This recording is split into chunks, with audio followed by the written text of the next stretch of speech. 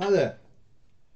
There's a couple of examples where people used a period of downtime due to injury or illness to do some writing, and examples include Bruce Lee when he was injured. I think it was a back injury, and he wrote his Tao Jeet Kune Do. And Arnold Schwarzenegger, again laid up with an injury, I think he was bedbound actually, wrote The Education of a Bodybuilder. And then during the lockdown with the Chinese virus, many of us thought we'd take up a hobby, learn something, maybe a language, possibly do some writing, learn a musical instrument and so on. And one chap who did this was Max Beddow, whose previous book, Fighting Strength, I've reviewed here. And Max is a karate instructor. And what he did was to examine Goju Ryu, which is his system, in detail. And I'll quote directly from the book: a deep look at our training and question everything we did and why we did it that way. So it was a chance to really find out the fine details and the meanings behind some of the concepts and the techniques and the drills in the system. And Max is highly qualified to do this. He gained his 6th dan in Okinawa under Master Morio Higawana. And for those of you who know the world of Goju-Ryu, that's enough said. It's a fantastic accomplishment to be graded in such a rigorous system to that high level.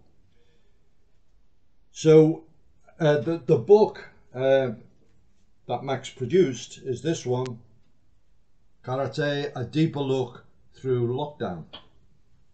And obviously there's a lot in it that will appeal mainly to people who are training in the system or in another karate system, but there's stuff that's relevant in a wider sense for self-protection as well.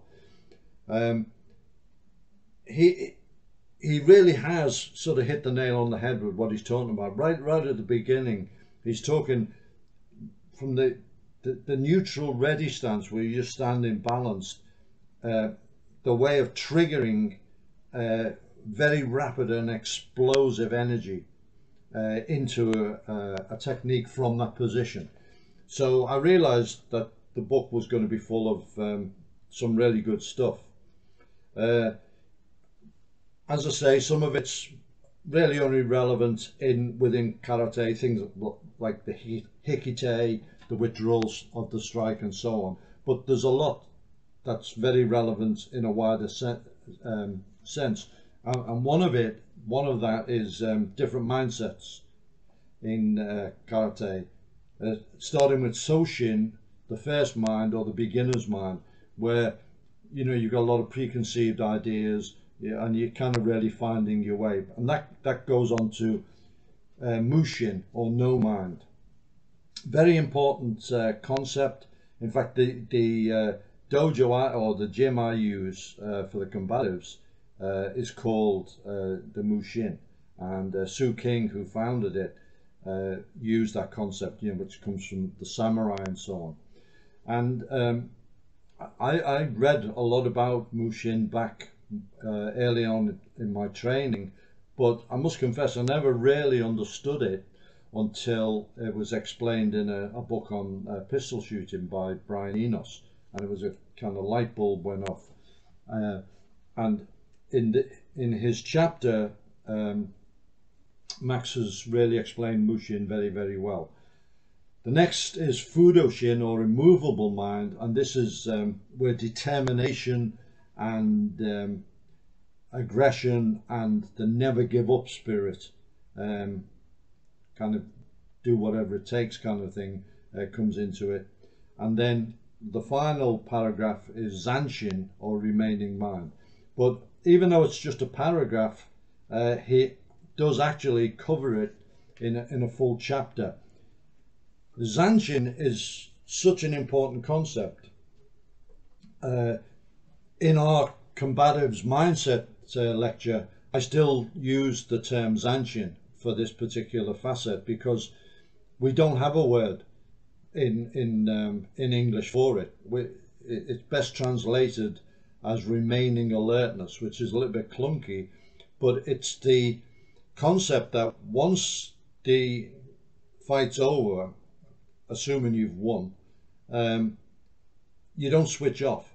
You keep a level of alertness. Now this traditionally has been because there'll be further fights and you never know. And you know, there's a samurai saying, after victory, tighten your helmet cords, because you know it's going to come again. But in the wider context, it can be something else. It can be preparing to evacuate, looking for the best escape routes. It can be preparing mentally for giving medical treatment to trauma situations. It can be communicating and interacting with responding law enforcement, this kind of thing. So keeping alert, know what's going on. Zanshin, very, very important, and Max elaborates on it very, very well in this book. It's very, very well explained. And another very interesting concept which he covers in detail, it really is something that I always found interesting when I was doing Goju, and that's kakie, which is the I'm just finding the bit in the book with it in. It's a pushing hands exercise. I think it originally came from China, and it's hard training, and particularly when you're first learning it, because what happens, and you usually start off doing it with somebody who's better than you,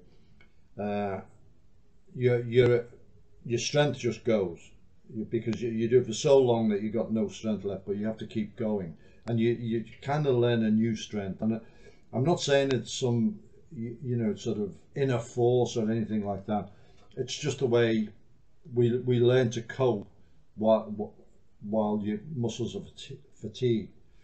One of the things in Max's book is there's a picture, colour picture, and the book's got fantastic photos, a lot of them in colour, of Terry O'Neill doing kakie with Higuana Sensei, and I was there at this session, and it was quite humorous really, because Higuana Sensei handled him like a child really, and Terry's the first to admit it.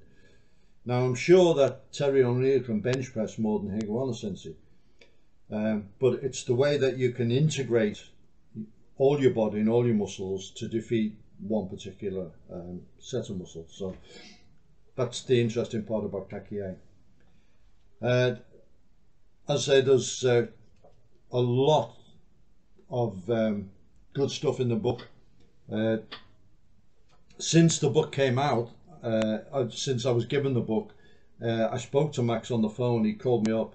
I spoke to him a couple of times, had some interesting conversations with him, and as a result he also told me about a magazine I'd never heard of. It came out in 2012, and only 2 issues were ever produced, and it's this magazine. It's from the UK, Koshiki-no-Te, and it's very, very tremendous production quality, full colour, very glossy paper,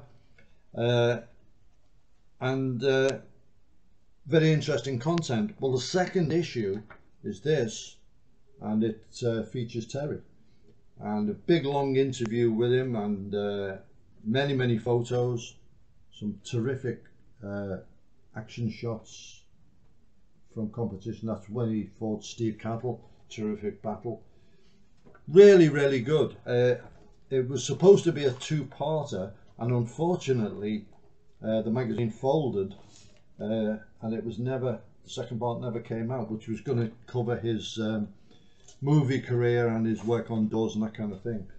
But you can still get it. You can, I'll put a link to where you can get those magazines from. But the other thing that Max sent me, and he produced this book, which was kind of a dojo book just for his students. Got some drawings in that he did, really good drawings, and it's kind of a record of his how his dojo came into being, and training, his early training, and a lot of it was to do with his training in the Whittle. He used to drive up 170 miles and train with Keith Pence, who was one of Gary's students, and that was his initial start, and then he came over into Okinawan Goju. So really terrific little book, and I really thank Max for it. It's good. One of the drawings in it, I was so gripped by that. Max sent me a print of it, and it's a drawing he did of Gary, and it's brilliant, and that's going on my wall. So I'll put the links where you can get the book. You can't get it from Amazon, but you can get it directly, and I'll put the other links that I mentioned. Another great effort. Both of his books I've really enjoyed, and I can't recommend them too highly.